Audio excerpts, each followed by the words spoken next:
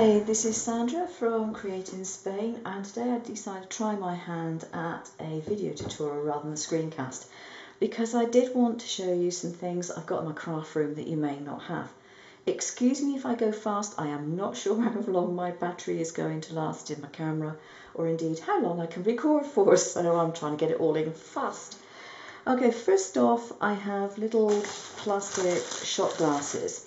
I'm not a fan of having to clean up if I can possibly help it, and so if I'm mixing small amounts of paints, varnishes, glues, whatever, I use these tiny little shot glasses, and then once it's done, in the bin.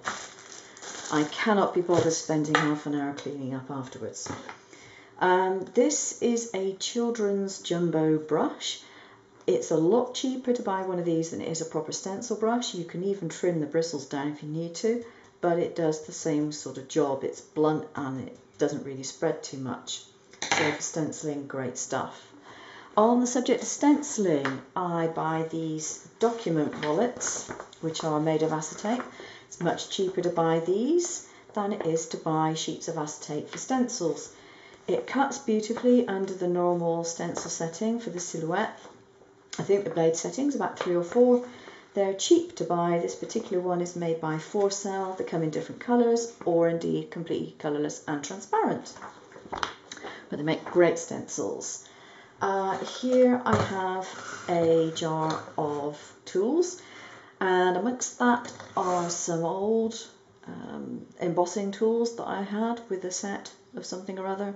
The set got thrown out, didn't need it, but the embossing tools come in quite handy. And in here I have my tooth tools, my dental picks. I don't use them on my teeth, I use them for picking things off of mats and moving things around and getting things unstuck from where they shouldn't be. I keep them in a pot like this because they are very sharp on the top, and I don't want to have to stick my hand in something and stick one in my finger, and believe me, you could. Okay, next in line is a small funnel, ideal for putting glitter back into pots when you've finished with it. Nail polishes. Instead of buying specialty paints, if you want them, see if you can find some cheap nail polishes. You often find them in absolutely revolting colours for your nails, but brilliant colours for your crafts. I never wear nail polish. Okay, I have a full set here of tweezers, stainless steel tweezers, different types, and they have different functions. This is one you may not come across too often. It's a reverse tweezer. You pinch it to open it, and when you release it, it closes. Very handy if you have to hold something for a long period of time because it saves the muscles in your fingers. Paddle ones. Quite handy to have these paddles because if you need to hold something and not have it twist in there, that will hold it flat.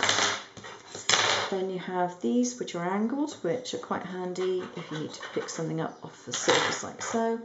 And the ones you're probably all familiar with, the fine needle-nosed ones that you can pick up things like crystals and so on and so forth. Okay, that's those.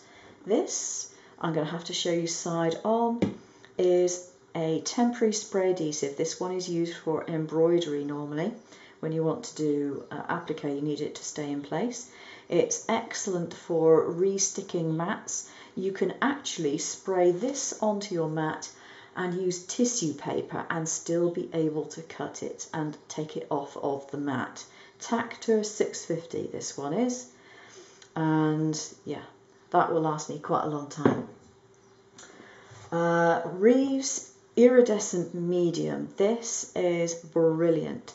It is just iridescent. You can add it to whatever water soluble paint you like and it will make it all shiny and lovely and pretty.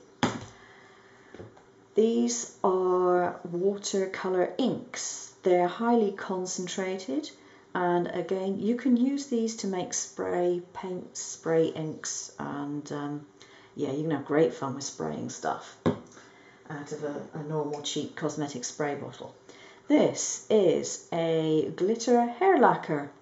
Can be sprayed onto card and it will give a very subtle glittery shimmer.